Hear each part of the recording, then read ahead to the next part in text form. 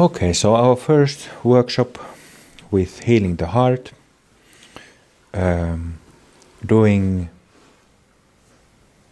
and training, workshopping on Shamatha, Vipassana and Ati Yoga, Dzogchen.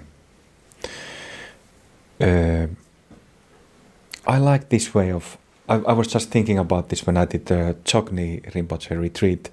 I really like the, I give talks, I talk also, but I like to make it as close to the actual practice as possible, because that's why there's most benefit, make it relevant practice-wise for you guys.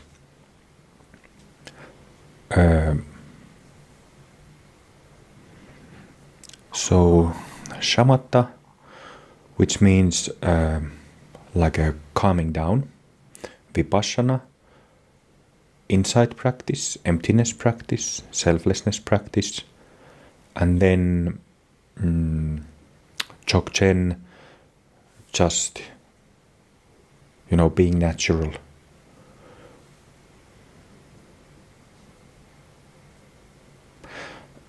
Take a sitting posture.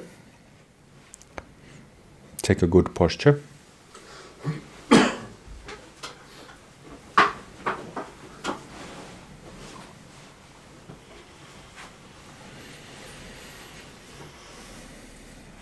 And then for a moment, just feel your body and relax.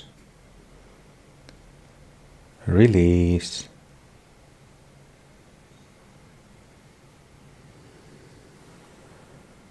And don't smile yet. No joy. That's the easiest way to get people. But purposefully make it really neutral.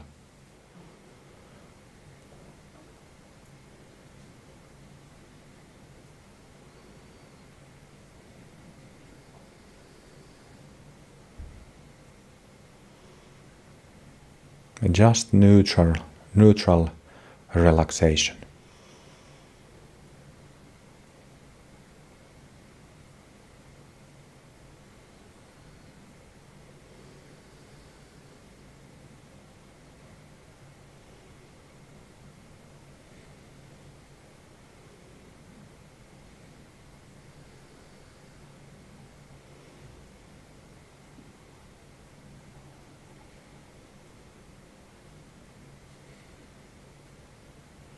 Spine straight, shoulders down, arms relaxed, hanging down, chest relaxed, solar plexus relaxed, stomach relaxed. And as you relax the muscles in the front side of the body, breathing automatically settles into lower belly.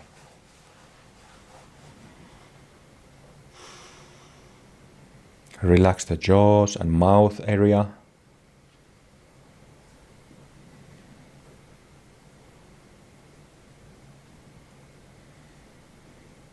You can have mouth slightly open or closed, whatever you prefer, and also teeth together or slightly apart.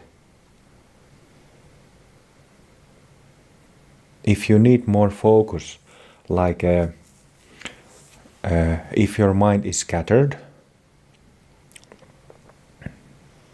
then having teeth, not clenched, but close together, helps in having focus and clarity. But that's really this matter of, it's more like a mindfulness-based vehicle hint regarding practice, not really Dzogchen.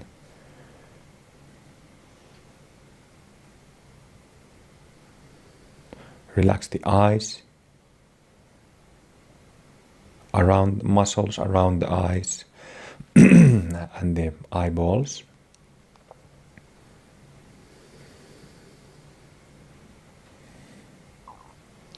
Relax the brain, release from the brain.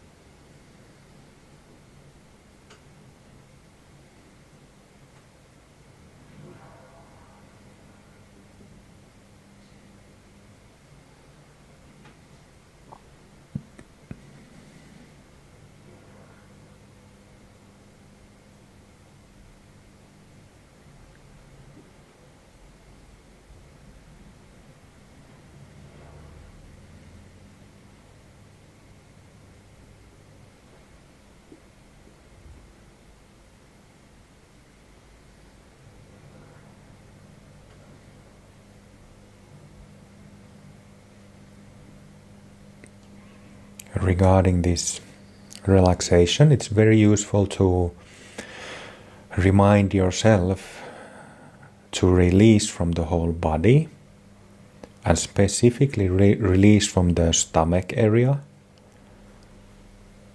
because stomach is related to subconscious mind, meaning subconscious restlessness or anxiety or being afraid. You know how you react with your stomach very easily. The stomach becomes tense, or how do you say, you might get weak stomach in stressful life situations. So relaxing body and the stomach, then releasing the mouth area, the inner chatter stops by relaxing the mouth, jaws.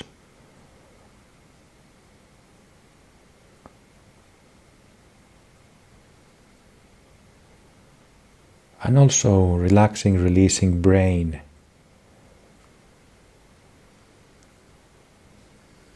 Can greatly help in clearing up the mind and in the recognition of the natural state.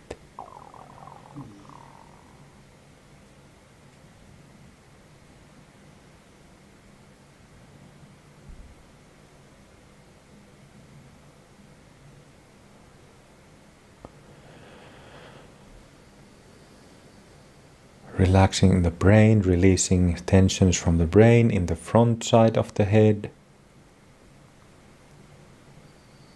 on the sides of the head and top of the head, inside the brain, in between the two hemispheres,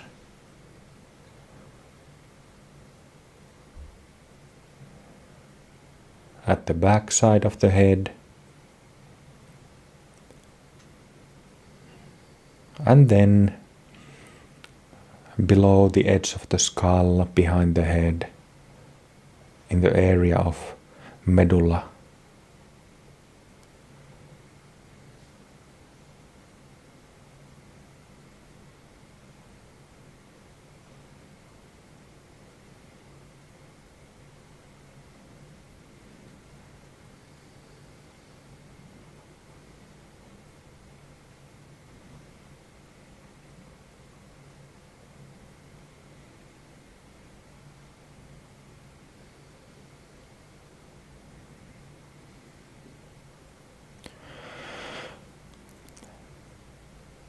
Feel your body, whole body at once.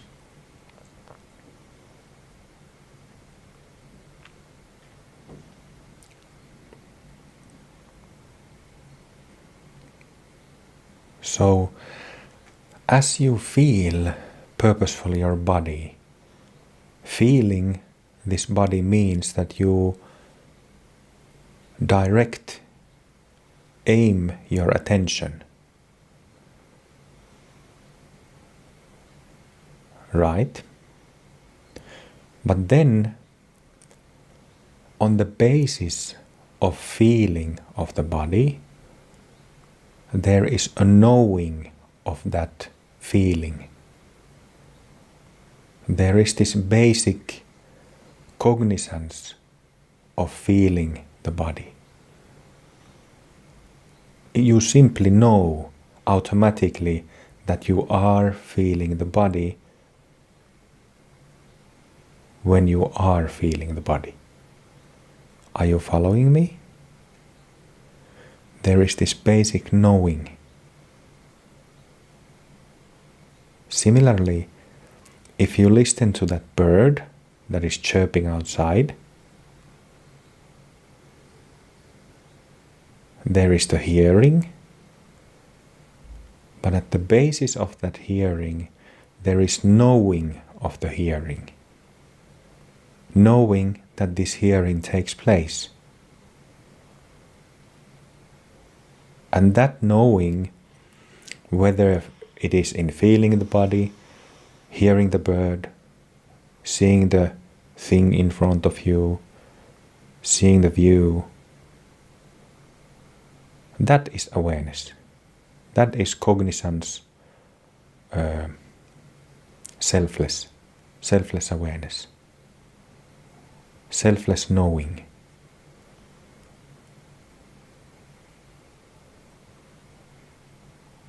Recognize that knowing.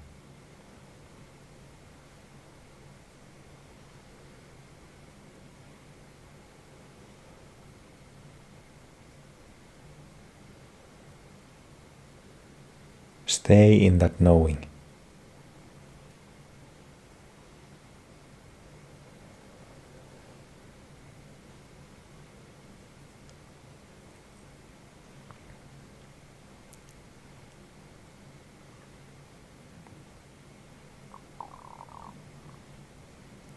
You can open your eyes for a moment and also do the knowing eyes open. Another very good term, description for this knowing is being. So this is really the core of Dzogchen practice. This cognizance, self-cognizance of awareness that is not done or affected by the self entity, me. This cognizance, when it is, when you latch to it, is that correct? When you connect to it?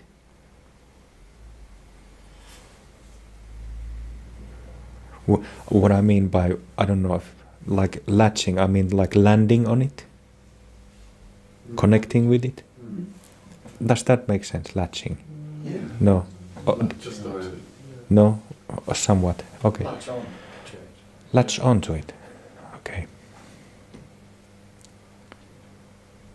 So this really is the basis of Dzogchen, the self-knowing awareness.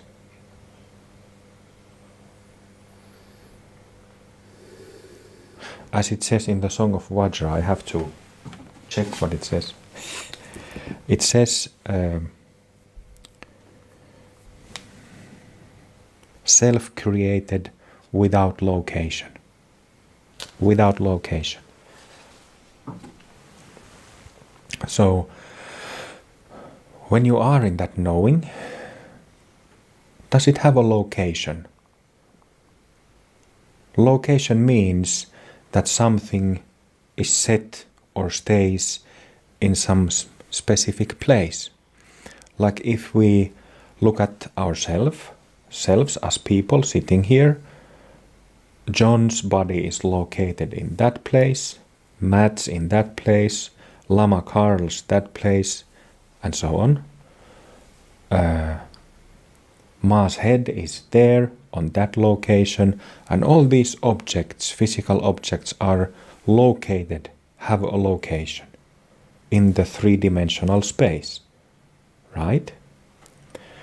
But this self-knowing awareness, does it have a location like that?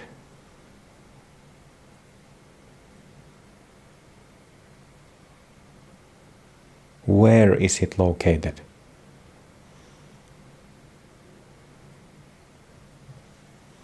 Tell me.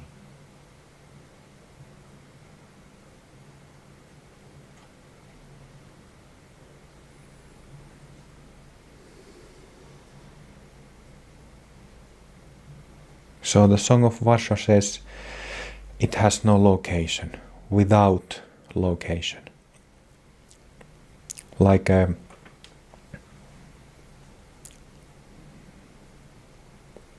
our physical body and also our energetic body that is made of thoughts and emotions and subtle energy.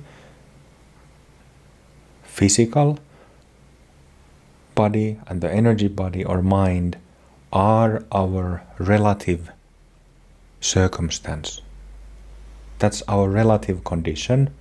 And then we have this ultimate body condition of awareness, self-knowing awareness, Dharmakaya. So these two relative bodies have a location. Physical body in a physical three-dimensional space, and mind made of thoughts, emotions, subtle energy in the three-dimensional mind space. So they have a location. Our relative condition have a location like that. In the physical realm and in, should I say, astral realm. But then the self-knowing awareness, it says, is without location. So this relative condition is in three-dimensional 3D, but this awareness of ours is zero-dimensional, no dimension. The principle of dimensionality doesn't apply there. Is that correct? Can you confirm that through your own experience? Yes, no? Yeah. Yeah. Good. Let's go have tea.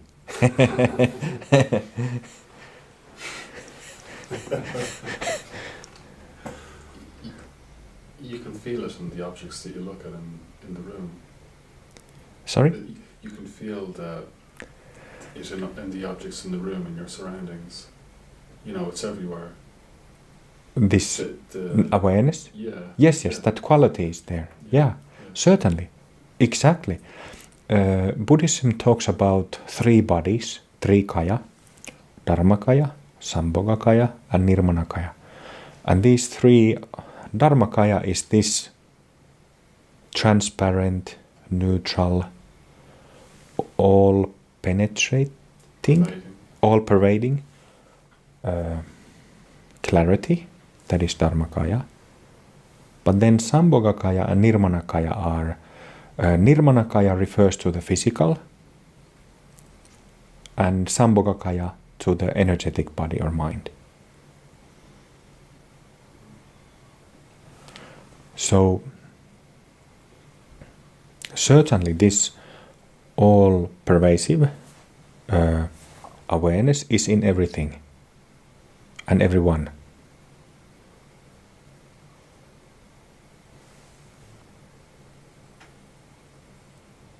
So stay in that knowing.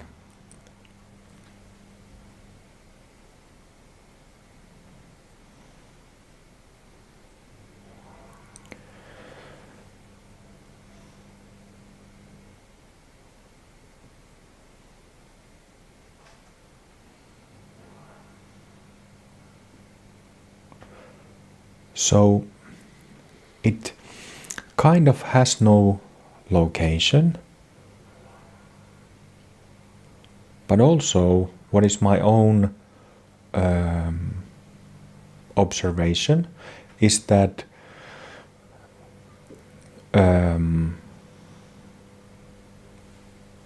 it's the easiest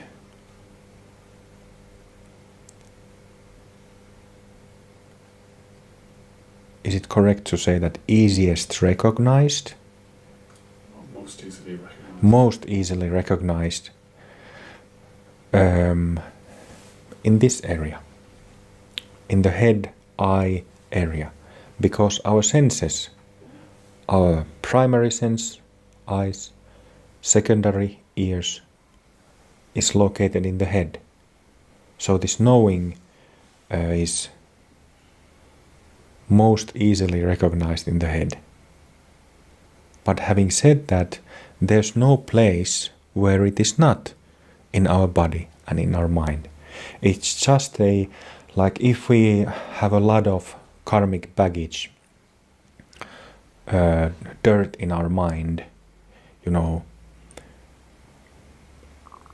then like this area in the head is where you can most easily get back on board, so to speak, again.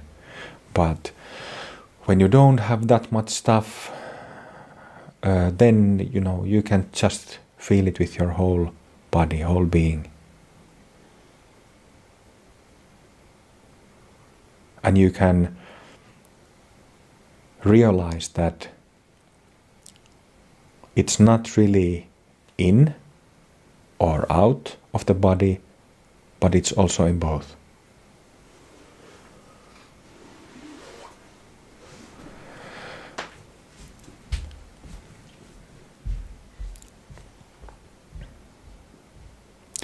So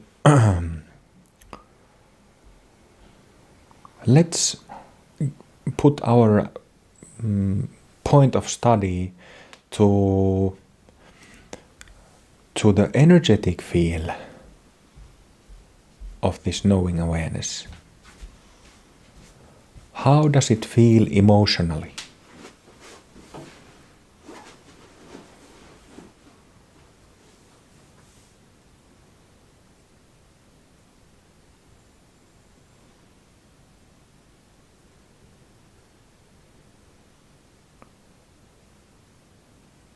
If you let it be energetically, emotionally, just as it is, not holding back, not trying to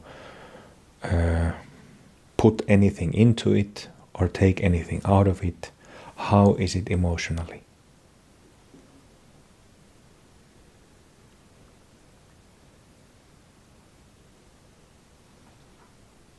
Is it dry or is it moisture? Yeah? Does somebody disagree? Is it moisture? Or moist? So it is moist. Yeah, it is. It is quality. Yeah. Moisture is in fact.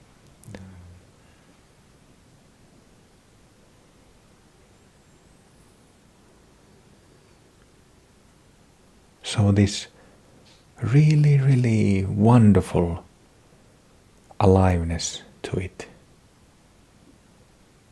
Right?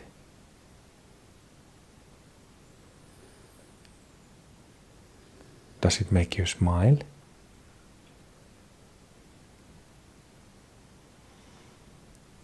It touches the heart, right? And because it does, because it's all pervading, pervades the heart, it naturally brings up the corners of the mouth. It's so fulfilling.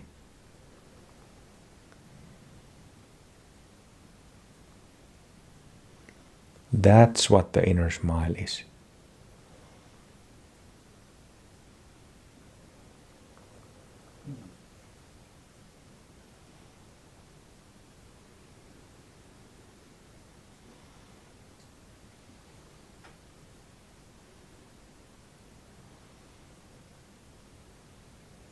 It's sort of like being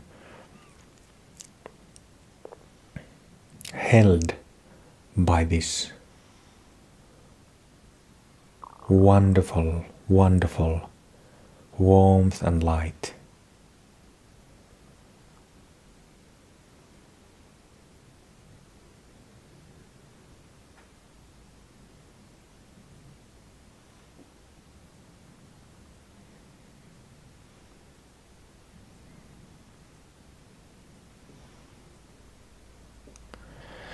So this is where the smile of the Buddha comes from, or Buddhas comes from.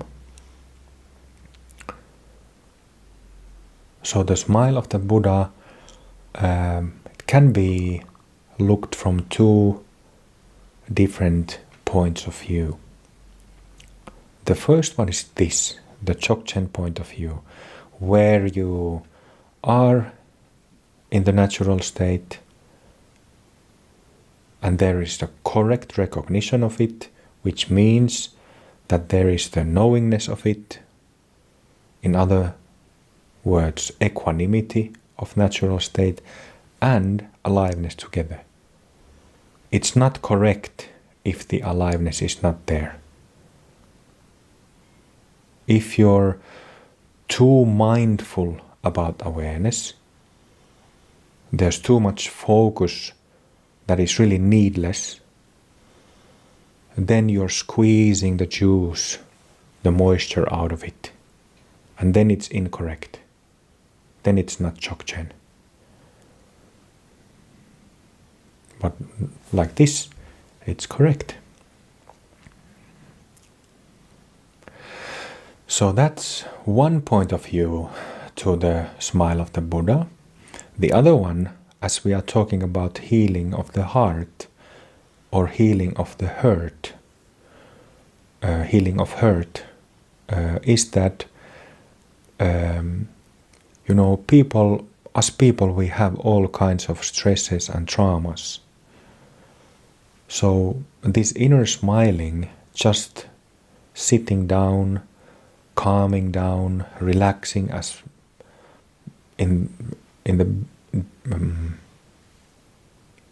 relaxing as much as possible, and then just putting the corners of the mouth little up and just trying to feel that warmth, that inner joy. It's a very, very good healing practice. Just being joyful by yourself and present by yourself. The thing with trauma and stress is that it closes the heart.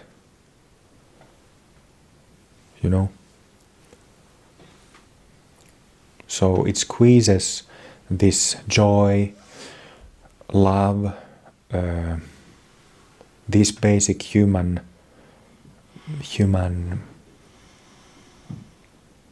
characteristics out of us.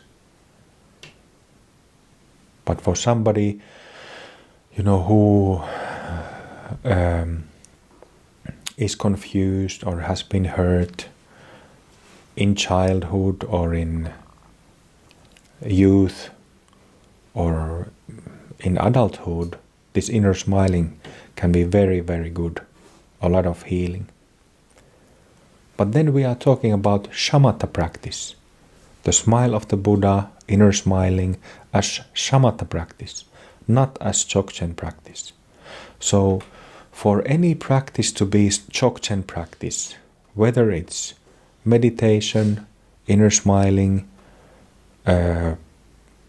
Chokchen dance, Rushen, for it to be Chokchen, the equanimity has to be there. This knowingness has to be there. Okay? So if it's not there, then this smile of the Buddha becomes Shamatha practice, calming down practice, therapeutic healing practice, which is also, this is not bad at all. It's just not the natural state yet. But the heart, revealing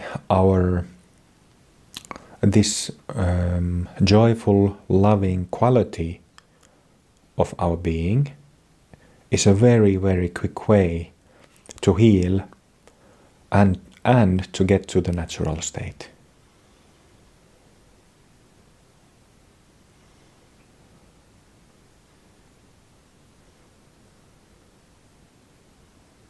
So these two different perspectives to inner smiling.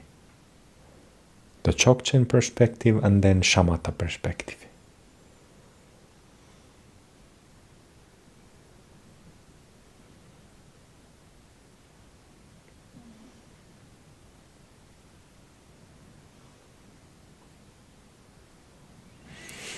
And by the way, also maybe something that is good to mention about inner smiling is that it might not necessarily show in the corners of the mouth or the face.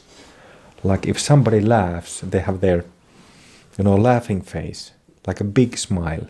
But this inner smile might or might not come through as a gesture of the face and the mouth. This inner smiling is really this radiance, this light radiance of joy, really, really profound joy.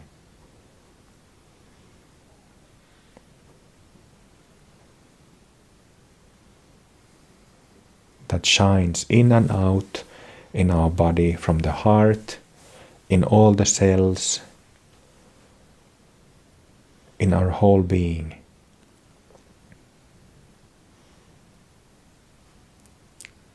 That is the principle. So if we only have like a forced smile in our mouth, but don't have that inner radiance, then obviously, it's not correct.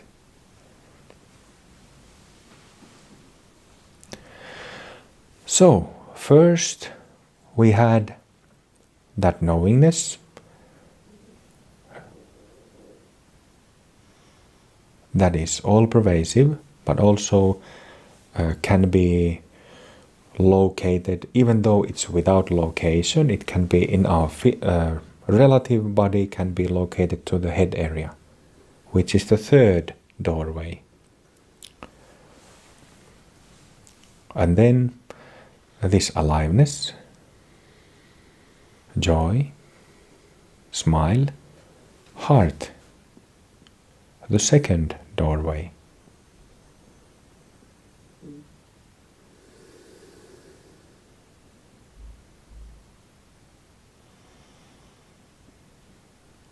Stay a little bit with that joy.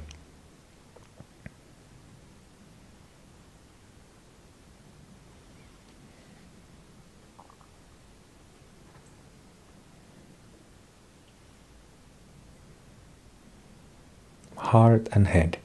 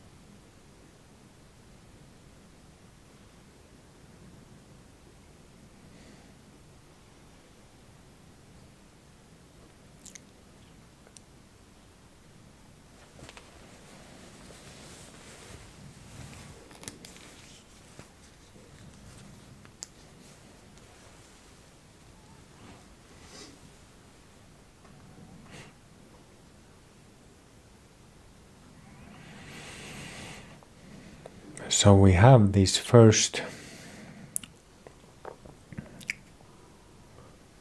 two characteristics, cognizance and aliveness, related to head and heart. But then there's a third basic characteristic in the natural state, and that is stability.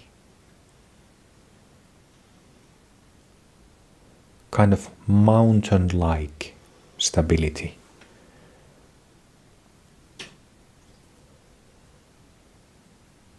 Put the emphasis, your observation, to that quality of the natural state.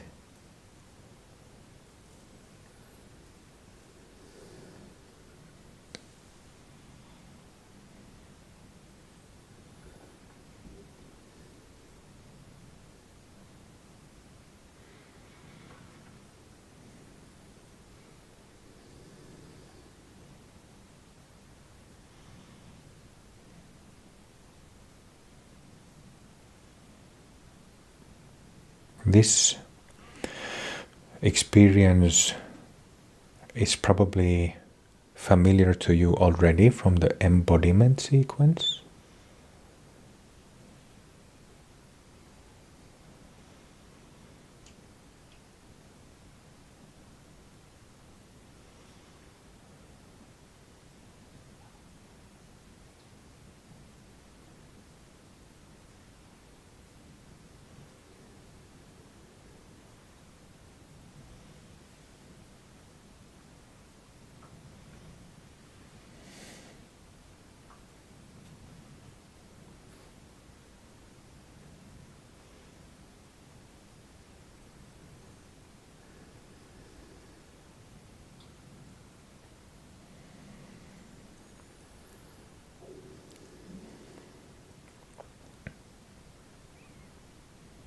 So we're coming down the doorways one by one. First head, cognizance, then heart, aliveness, and then a gut, stability, stillness.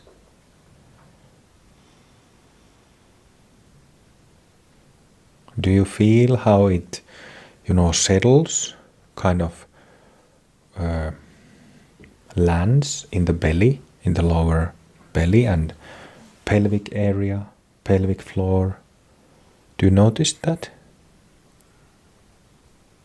Yes or no? Yes. So there's the first doorway, or the gut doorway.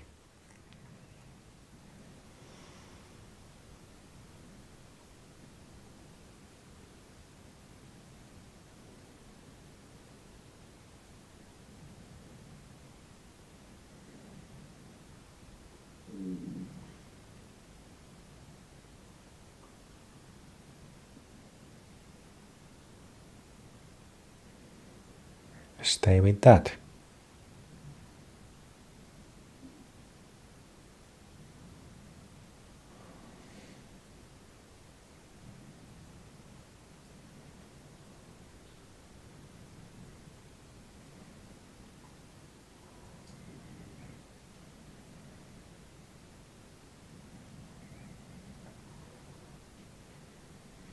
So even though when we give emphasis to one of the three qualities at a time, the other two don't disappear. So this stability relating to the gut also has aliveness and knowing.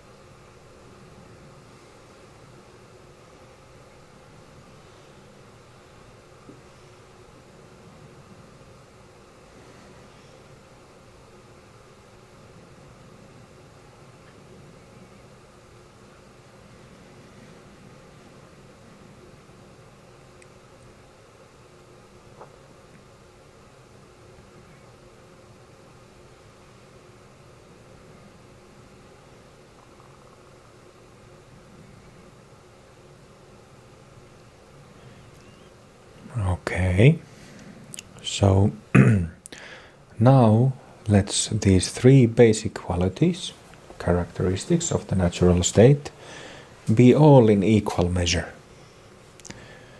Stability, aliveness, joy, and cognizance.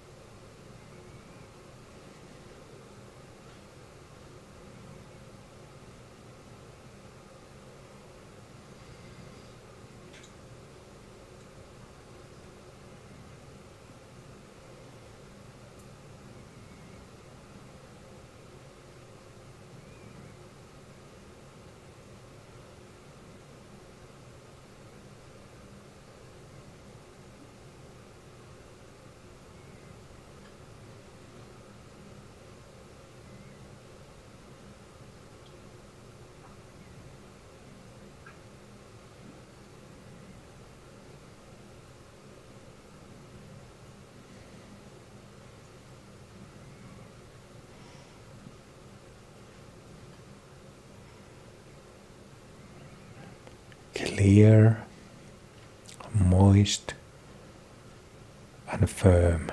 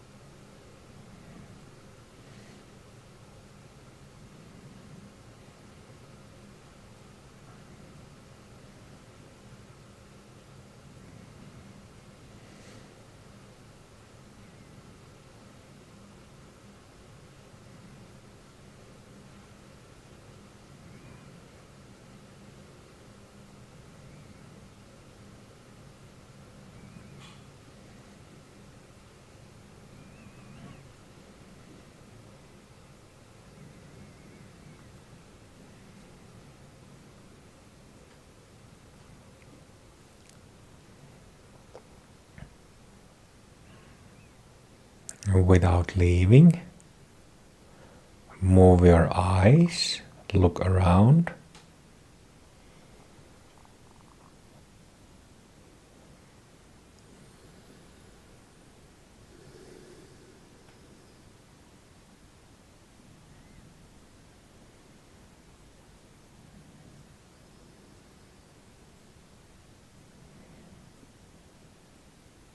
Moving your head also, without leaving.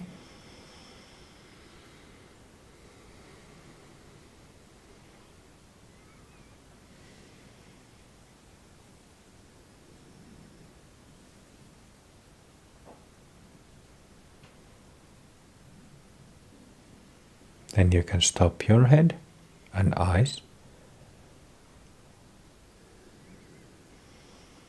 Is it still there? And then moving your fingers, also toes, without leaving.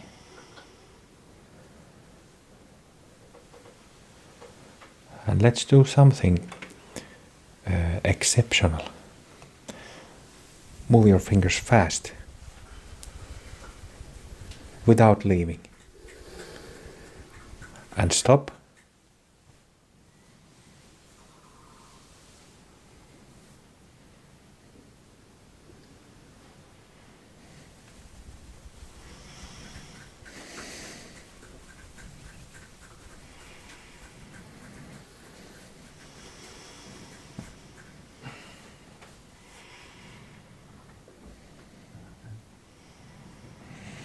Then what we did yesterday I asked if you're sleepy to tense your muscles, tense the muscles of your body without leaving, and relax.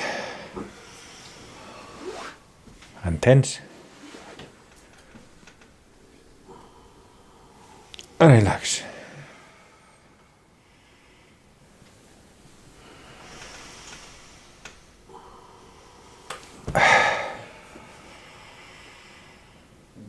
It's the same all the time, isn't it?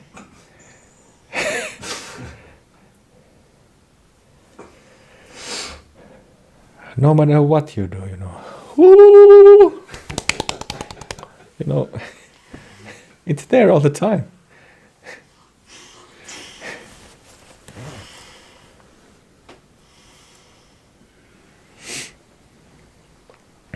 Okay, I will say a couple of things before lying down. So yesterday in my opening talk, I was mentioning this Dzogchen, that there is a different system of channels and centers in Tantra and in Dzogchen. The Tantric practice, you know, Tantric practice is associated with our karmic imprints in our subtle body, right? These deities and breathwork and visualizations start to, what do you call this? Rub. Yeah. Start to rub those karmic imprints that are there on the walls of channels, like stamps in wax. But then the reason why, like if you start reading Dzogchen texts, they always say that I was speaking of two truths, so-called two truths, ultimate truth and relative truth, ultimate body and relative bodies. So Dzogchen texts never deny relative. But at the same time, the Dzogchen view is very, very challenging and difficult to understand if you don't have experience. Because it is, while it doesn't deny two truths, it also doesn't, it is beyond the two truths. Like in Mahayana, they speak of form is emptiness, emptiness is form, in Mahayana Buddhism, in the Heart Sutra. So that's that experience that the mind is really empty is the starting point for beginning to understand Dzogchen, or the natural state. I'm not a big reader or a scholar. I'm a really poor reader, so I can't give you, elaborate commentaries about Dzogchen classics or texts, and I don't want to. That's just not how I'm built. But I teach Dzogchen through experience. I prefer that. But when some scholars who have that scholar ability to them, when they speak of the Dzogchen theory, it's like you won't be able to understand it without understanding emptiness through experience. And when somebody speaks of the Dzogchen view without experience, that it's just words, you kind of, it doesn't feel right at all. So I was speaking about Tantric practice, channel centers, and Dzogchen practice, channel centers. So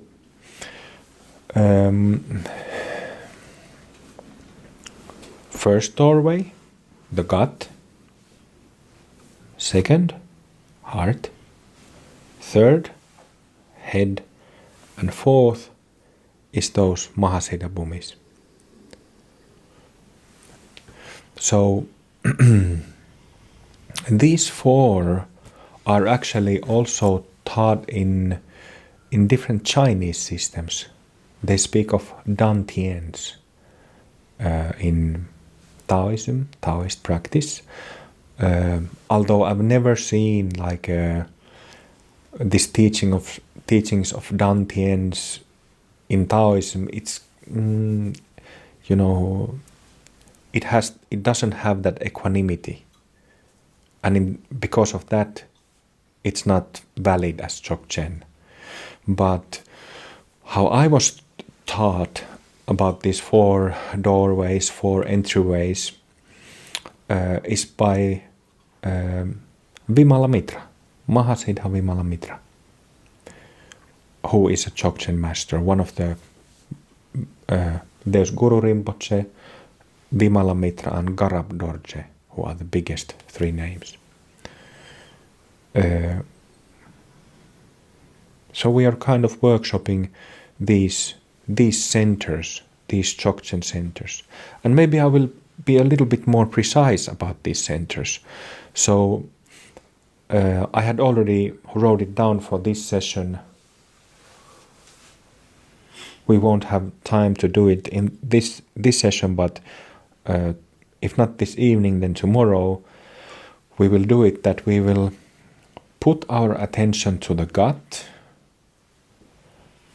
In the midpoint between the skin of the belly and skin of the back, there is a fist-size area, of your own fist size. In the middle there, that is a Dzogchen center, a Dzogchen chakra, that doesn't store karmic imprints. In the same way, there is one inside the heart, inside the head, and of course those Mahasiddha bhumis. Okay, so these four Dzogchen centers. And maybe I'll just briefly mention that in tantric teachings, channels are widely discussed. We do left, right, center channel practice, and also consider the aura in different techniques in Tibetan heart yoga. But then, like, energy channels are like electric cables. So have you seen that electric cables, they have the outer layer, then the second layer, and then maybe third layer, and then the innermost layer. Channels are like that also. So there is this innermost core of each of the numerous thousands and thousands of channels in our energy body that is always diamond pure. So different tantric texts, they state as the number of channels in the subtle body from 70,000 to 500,000. A lot of channels. I have sometimes given the mental image that if we take our aura, which is like let's say 3 meters in diameter, maybe a little smaller, and we fill that whole egg with spider threads. That's how many channels there are. A lot. A huge amount. So anyway, my point was that there are these areas in our subtle body that are never touched by karmic imprints. And that's the Dharmakaya aspect. That's what we switch on with a jewel visualization quite easily. Have you had the experience that when you start visualizing that diamond body, it kind of just pop, suddenly becomes oh? Have you had that experience? Not yet? Okay. Well, it's coming. But it really does happen, you know. It's a simple mental image, but because it has that, as I said, all these channels have that innermost diamond clear core. So using that visualization of diamond, it snaps on. How obvious is that? You know, but they don't speak of these Dzogchen centers or channels. These things are not talked about publicly. Secret stuff.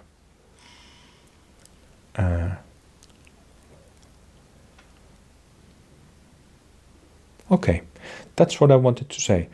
Let's continue practice in lying down position. Some of you can take your mats to the hallway. So